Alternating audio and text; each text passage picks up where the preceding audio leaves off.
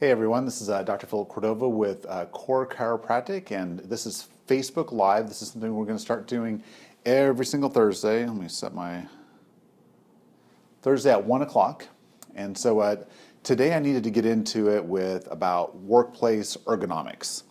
So I keep running into this with patients where they are overly concerned, I mean rightfully so, that their desks are appropriately set up. However, they want the most expensive chair, or they feel like all of their problems are related directly to not having the perfect ergonomic setup. Where I think they're kind of missing the boat or missing opportunities to change their posture, to improve their posture without without having to fight with their bosses or fight with their work about how to change some of their workplace ergonomics. Now, ideally, we would go to the sit-stand desk, and I've had a lot of patients start to shift towards that. Partially, that's about being able to have good posture, but also that you're not just sitting all day.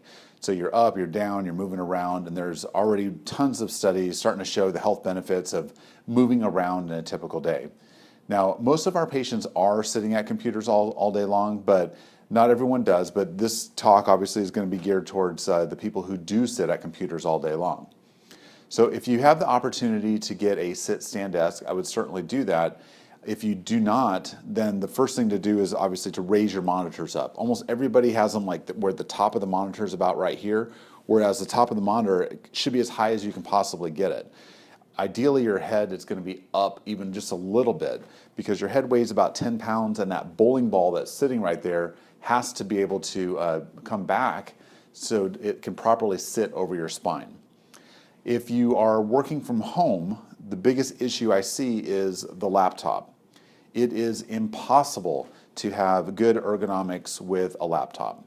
So here I just had a patient today. She sits at a computer all day long. Today she's working from home.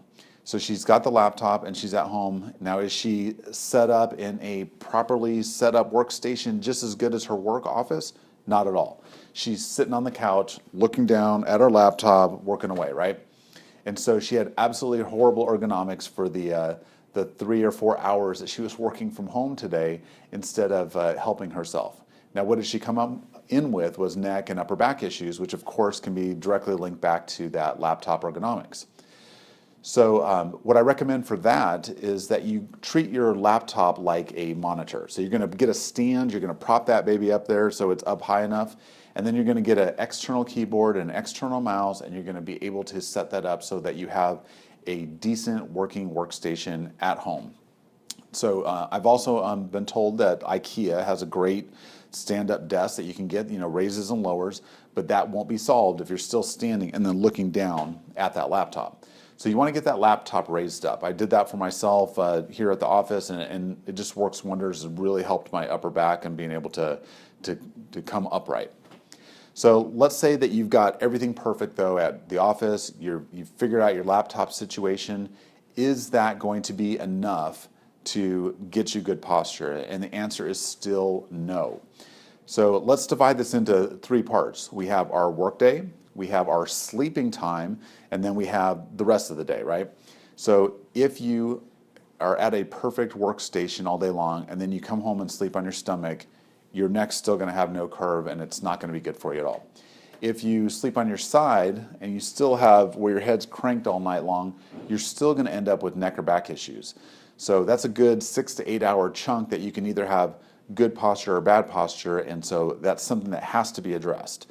If you can't sleep on your back, then you definitely want to move to your side and make sure that you have a good even pillow here that allows your head to stay neutral. I also recommend hugging that pillow. Now, the number one thing the rest of the time, though, is going to be driving and then your phone and how you're using that. So driving-wise, it's ideal that you have your head back up against your headrest so that it's here and not jutting forward as you're driving down the road. Now, as I pass everybody sitting on the West Loop, they all have their heads jutting forward if they're not on their phone. And so we want to be able to have our head back and over our spine as much as possible. The phone does not have to be held down and looking down. You can hold your phone up. Those things are light. You can look up. It's totally acceptable to bring your phone up if you're going to do it. However, most of the time when patients come in, I mean, they're sitting in the room waiting for me to walk in. I walk in and they're completely down on their phones. neck being strained out, the full weight of their head being exaggerated on their spine, and so that's not going to help you either. I titled this video how your workplace ergonomics aren't going to save you, and I tell you that only because it's just not enough. You have to be able to, excuse me one second, you have to be able to take it, make sure you're sleeping correctly, make sure you're not staring down at your phone all day, and then yes, have your workplace set up correctly. Same goes just sitting watching TV. You got to make sure that you're upright. But even more important is that you start to address your spine and your posture with posture exercises. We have those on our website, corechiropractic.net/posture. It's all the posture exercises you'll really need to help yourself.